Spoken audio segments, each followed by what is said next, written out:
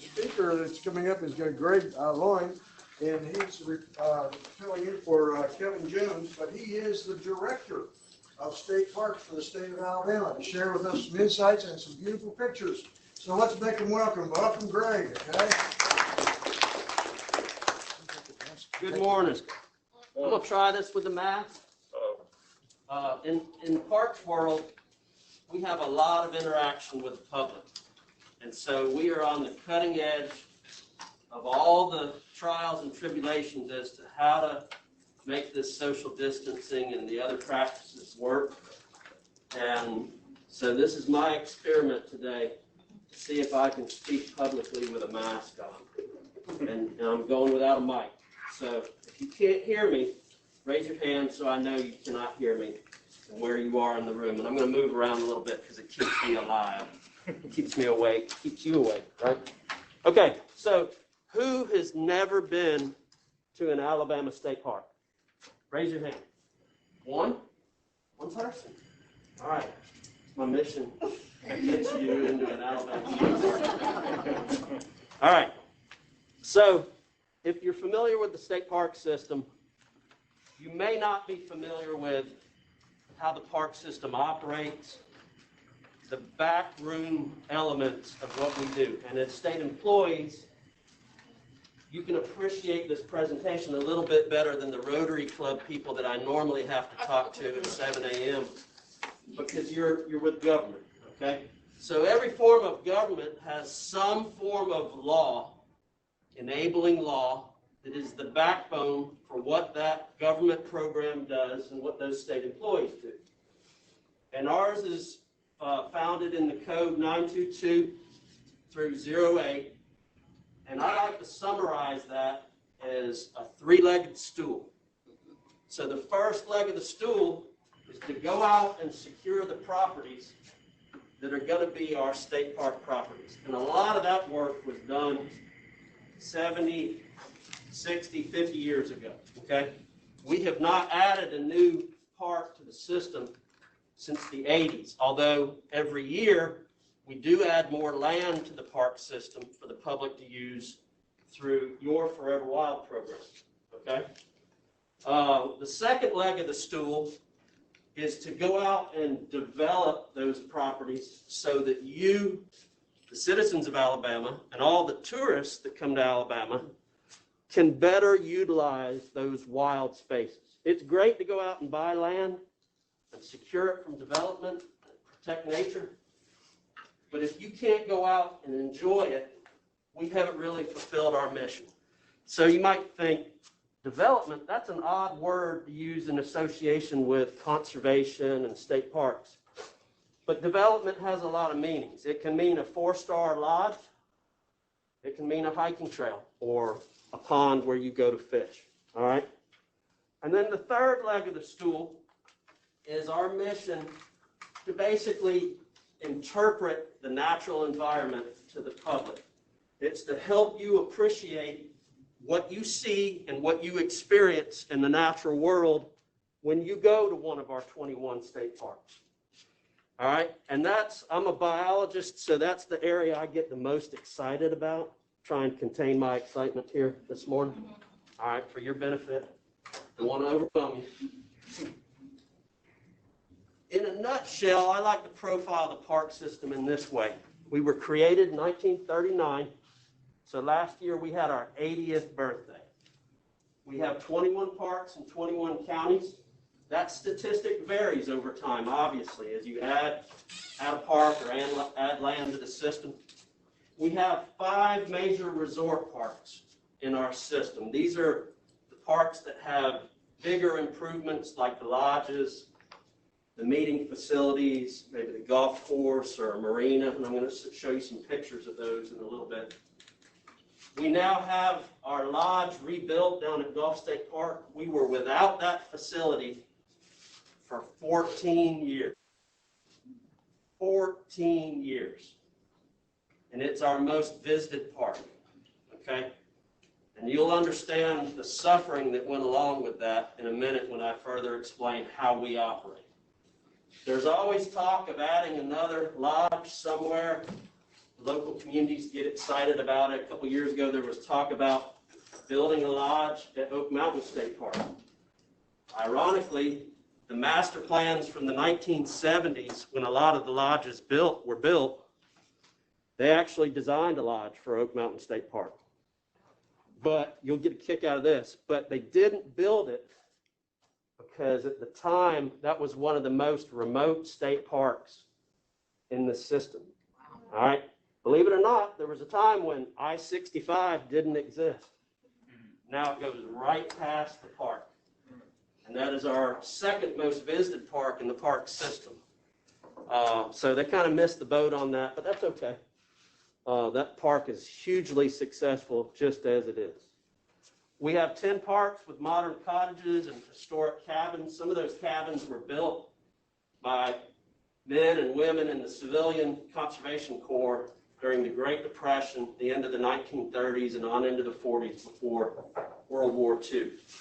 And the rock in some of those old cabins was actually quarried in the parks themselves and used to build those cabins and other features in the park. It's really neat to see those, and it kind of creates some legacy with our facilities in those settings. 21 of our parks have campgrounds. 2 of our parks are what we call cave parks. It's where we keep the cave trolls. And those parks are essentially there to provide a tour to the public. We don't turn people loose in the caves by themselves for a self-guided tour because of the cave trolls. We have to guide them through the caves so they make it out on the other side, and no children are scared. You may not know this, but we are a 365, 24/7 operation. Some of our employees are in park housing. They live in the park, okay? That's because when you're a guest, you're a guest in our cabin, and the toilet won't flush, I've got someone that will come take care of it. Appreciate that. We'll either fix it or we'll move you into another cabin, okay? Or we'll give you a gift card or something. I'm not scaring you, am I? I don't know, you might be able to get me one labeled as a resort. Okay, all right. We got you taken care of. All right. So from the mountains to the coast, and that's really kind of how we market our system. We take a lot of pride in the fact that we have this tremendous diversity in Alabama. We have mountains. We have beach. We have everything in between, and the park system profiles that, and it profiles it really well. So these are where our parks are within the 3 regions of the state, north, central, and south. You can associate that from wherever you're from in the room, whether you live there today or you grew up somewhere else in Alabama. These are where your parks are.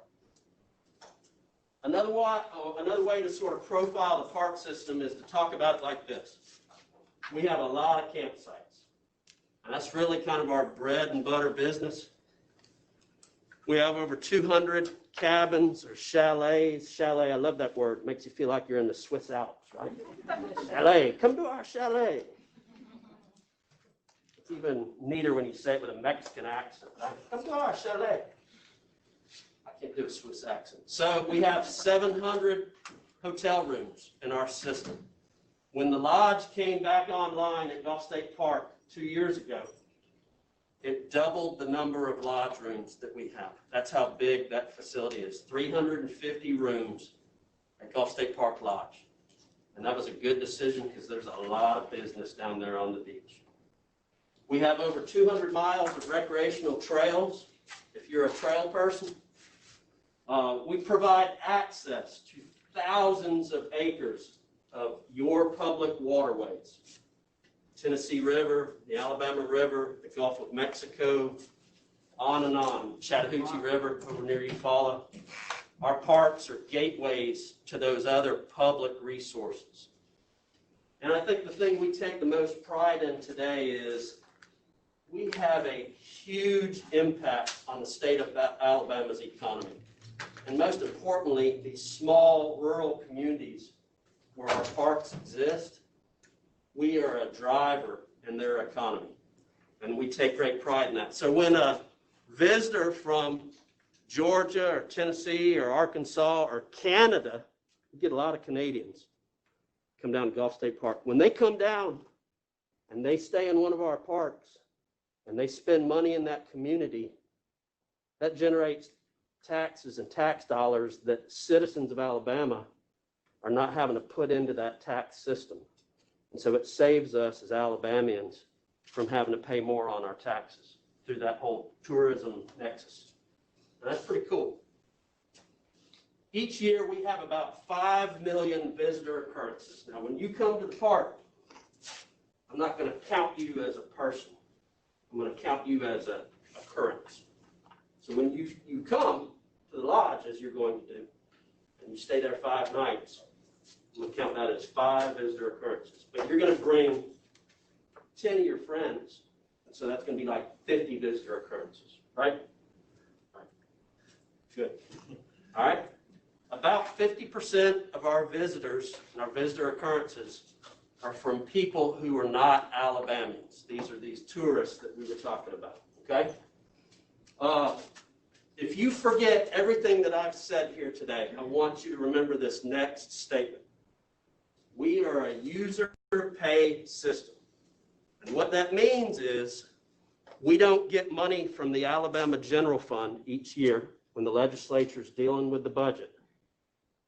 We don't get any of that money to operate the park system each year. All of the money that funds the operation in the parks comes from visitor fees, okay? So if you're ever wondering, why does the park system do this way? It goes back to that very significant element of our business model, all right? And that was by design over 40 years ago. That was when all the big resorts were built. And they basically said, let's build a park system where they can get visitation that through their fees, they can cover their costs. And the state of Alabama people don't have to contribute more money to the park system to operate it through taxes. And we do that successfully. And we're one of the only state park systems in the United States that operates in that manner. So that causes a little bit of confusion with our guests who come from Tennessee and they say, why does a campground cost so much here?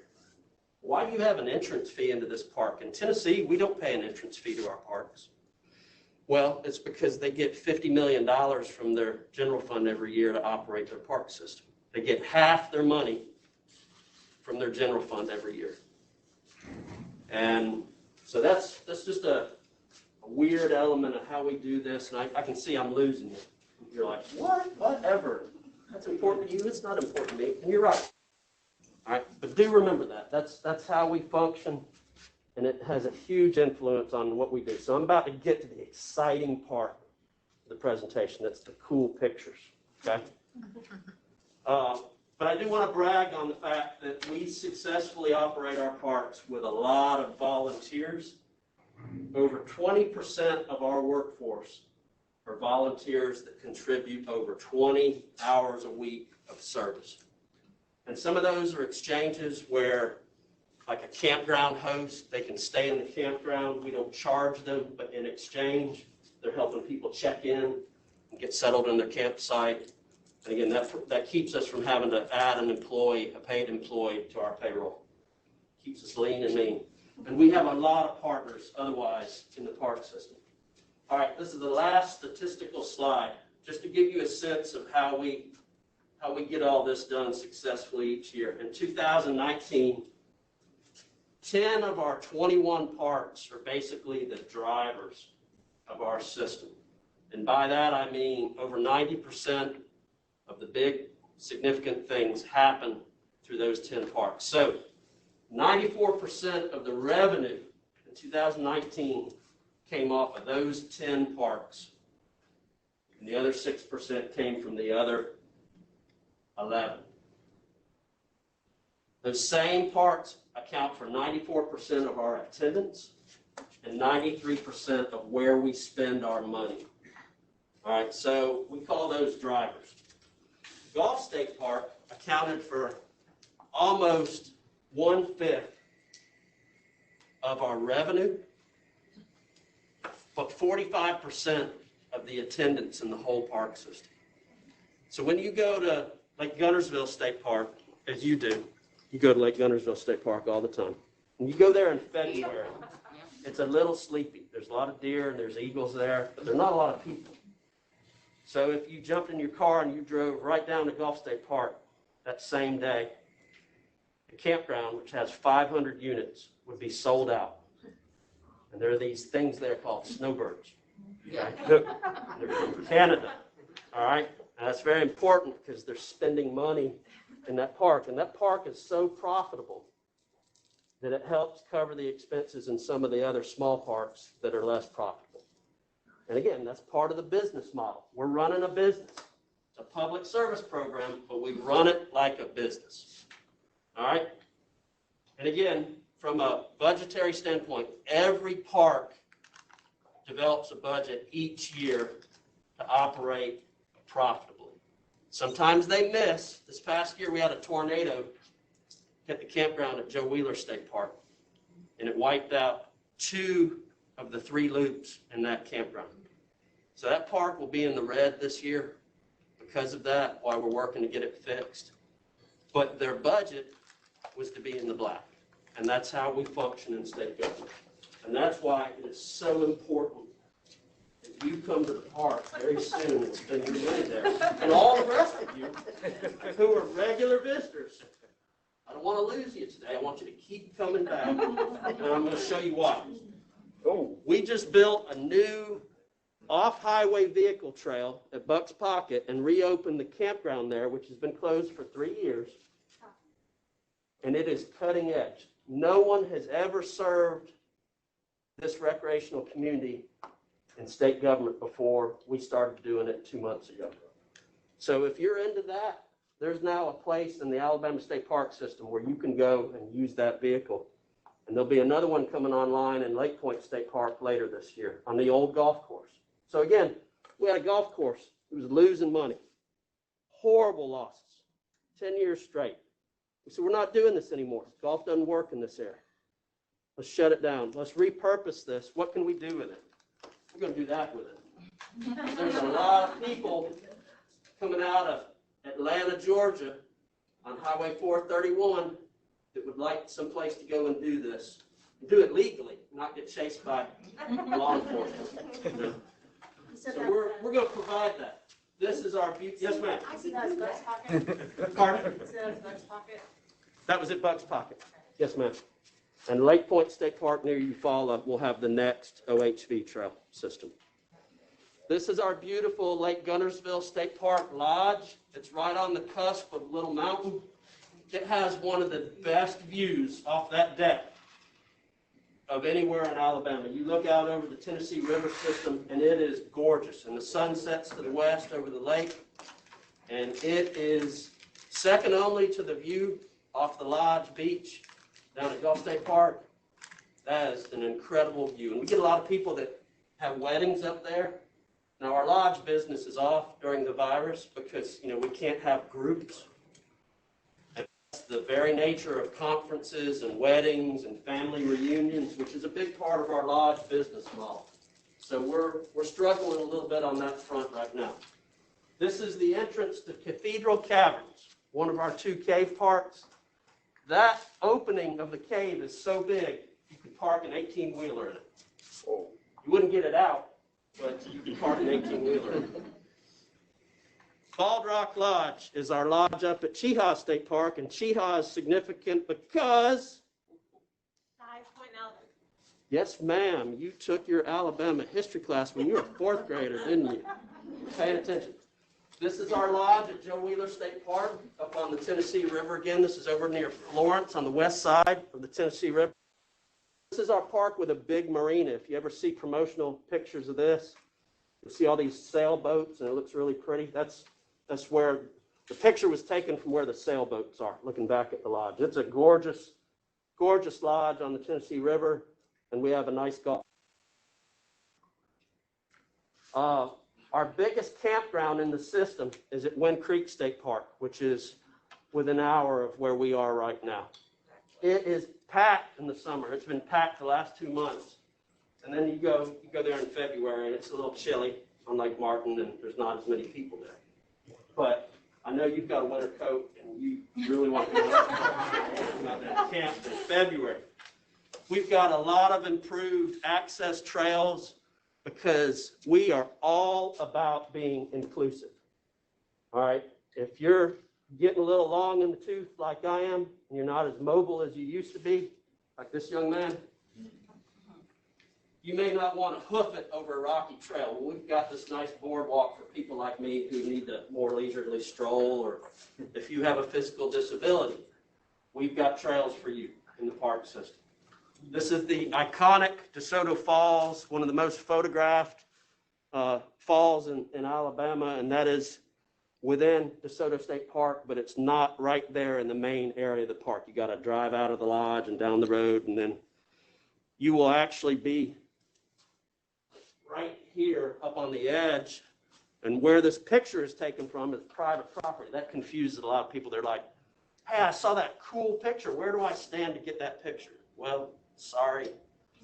We'll hold your leg a little bit on that. You can't go to that spot. But it's beautiful nonetheless.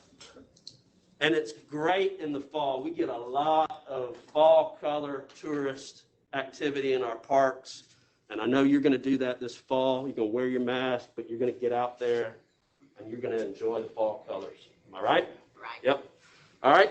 And just up the road from where we are right now, beautiful Oak Mountain State Park. This is one of the 3 lakes there. It's got the fall colors, so you don't have to go all the way up to Lake Guntersville or DeSoto. Be able to enjoy that. If you're into mountain biking, man, this has been big business the last 10 years. We've got some of the best mountain biking trails in the southeastern United States. And we even have these improved features like this ramp and this blurry, crazy-looking guy here. He's been drinking a lot of Mountain Dew. He's had a little too much Mountain Dew, but he's having a good time.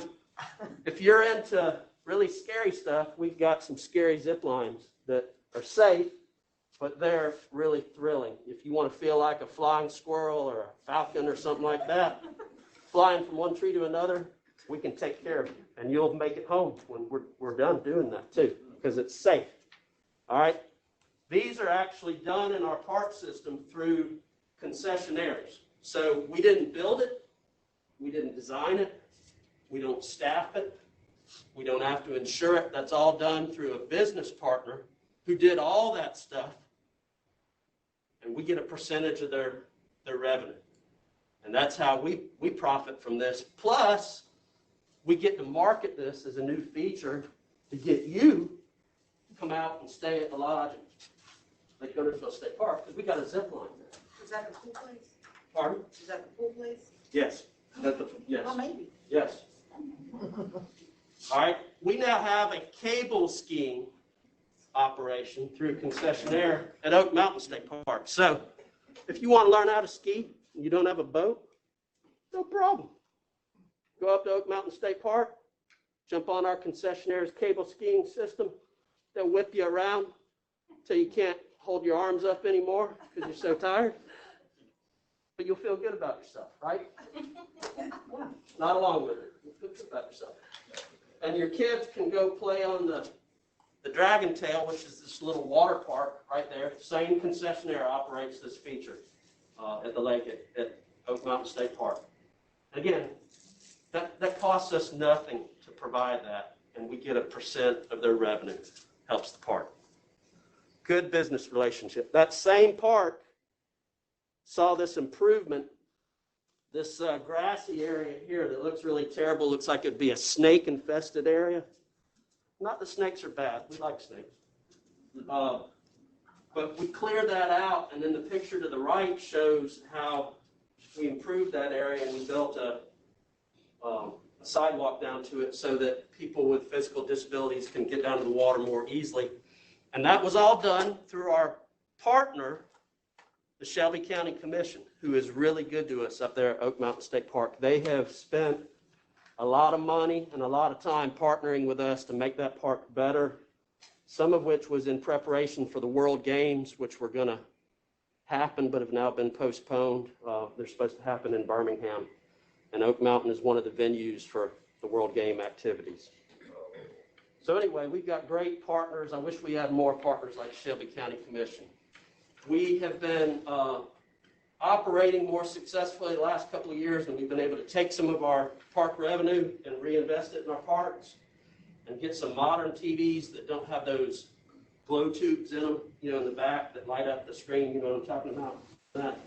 And nobody, children don't have to go out and turn the antenna to get a signal. So we've got it connected to things like they call it the internet. We've been able to do that. We've got modern TVs. We've got new bedding in there so that you're not sleeping on corn stalk straw mattresses, the burlap sack bedding. It's actually really nice and comfortable. And our park employees do a lot of the improvements. This guy is fixing the deck and putting a new railing on the lodge rooms up at Desoto State Park. And we take a lot of pride in that work. We've got some really good craftsmen. And by us doing the work, we can stretch the money a little farther than if we had to bring a contractor in. This is a contractor. He's fixing the campsites up at Chehaw State Park. This was 2 years ago. Most of that work was done in the wintertime, the off season for that park when there weren't a lot of people camping there, and that way there wasn't a disruption in camping service. And that's what they ended up looking like. They're gorgeous, gorgeous. We take a lot of pride in our campsites. We've got 3 parks that are 10 years overdue in having their campgrounds renovated, and we're trying to tackle that right now. Hopefully that'll all be fixed in the next 3 years. This is one of the cabins at DeSoto State Park that got renovated, new furniture, new flooring. The walls look beautiful in there, and again, our staff did all that work. Did you notice the air conditioner on the wall? So when it's 110, whatever it is right now, it's nice and cool in the cabin. It's a great place to go to get away from all this hot madness right now. This is the new lobby renovation up at Joe Wheeler State Park. This involves some architects to make it look good. And I love this lobby desk. You see the sticks embedded in the glass in there, and it's backlit. It's really pretty. That came out great. And you can kind of see our mountain logo in the back where the words Joe Wheeler State Park are. This is the lodge down at Gulf State Park. This is the brand new lodge that we did without for 14 years. And again, now that you understand that we're self-sufficient and that Gulf State Park is the most visited park in the system, now you understand how much it hurt us to not have that revenue for 14 years. Now there is a catch with everything we do down at Gulf State Park, and that is on the front line of this little tropical weather thing that we sometimes have coming out of the Gulf of Mexico. We don't use the H word in the park system, but you know what I'm talking about, right? All right, so we got to be careful about our business model down at Gulf State Park. We don't want to put too many eggs in the basket. I'm almost done. I know you're like, God, will this guy here be quiet? Yeah, I'm about to be quiet. This is one of our employees building these nice new OHV trails that we have up there at Buck's Pocket. Again, we do a lot of that work in-house, and we're really proud of that. Our customers really hold the park system in high regard. Don't take my word for it. Go look at TripAdvisor reviews on our park system. We have consistently gotten these certificates of excellence year after year after year. In fact, we won a special award because several of our lodges and parks got these 5 years in a row. And that's not easy to do. I mean, these are unsolicited. If you've ever used TripAdvisor, we don't go ask you to do that survey. You just choose to do it on your own. Those are unsolicited comments.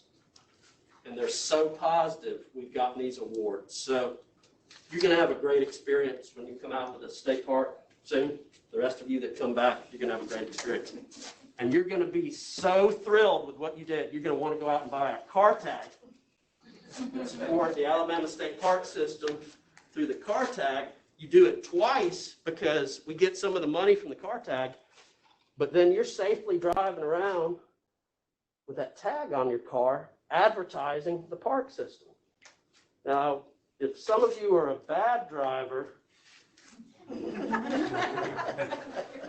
you might not really be positively advertising the park system. So we ask that if you do, when you do get the tag, please drive safely and carefully, because you're you're marketing the park system after all, right? All right. We like to think of the park system as a base camp for adventure. Because when you go there, you don't have to just stay there. There's all kinds of cool stuff marketed by the Alabama State Tourism Office all around our parks. So it's a base camp to jump out of, have a good time. And if you don't want to go have a good time somewhere else, you can have a good time in the park. We got lots to do there. How do I do that, you're wondering? Go to our website, Alapark, and our reservation system is online there. You can do it all there.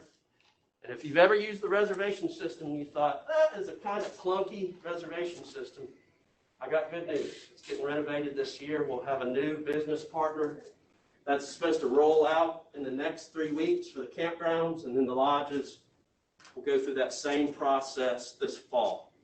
We cross our fingers. It's a little delayed because of the virus situation and how that slowed things down, but it's underway.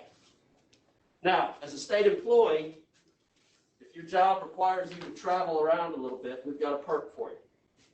Sunday night through Thursday, we don't have a lot of people staying in the lodges, so we'll give you a discount if you want to come stay in the lodge. The bad news is our lodges are off the beaten path a little bit. They're not necessarily right there where you may have to travel for your work. But if they are, we encourage you to come use them. That's a pretty good rate. But we also have this special running right now for anybody, where if you want to go to one of the lodges, and again, the lodges are our area of business that's lagging behind a little bit because of the virus. So occupancy is low, a lot of opportunity there, especially weekdays. And so there's a discount running through October 1, if you'd like to go have your first Alabama State Park experience. And to learn more about the park system, we use all kinds of social media tools. People love the Facebook pages for each of the parks. Great way to keep up with the individual parks, what's happening there. Visit the website to learn more. There's a lot of information there. Y'all have been great. You're going to be great state employees. And you're going to be made better because of the park system and going out and using the park system. It's going to make you a better employee, whatever age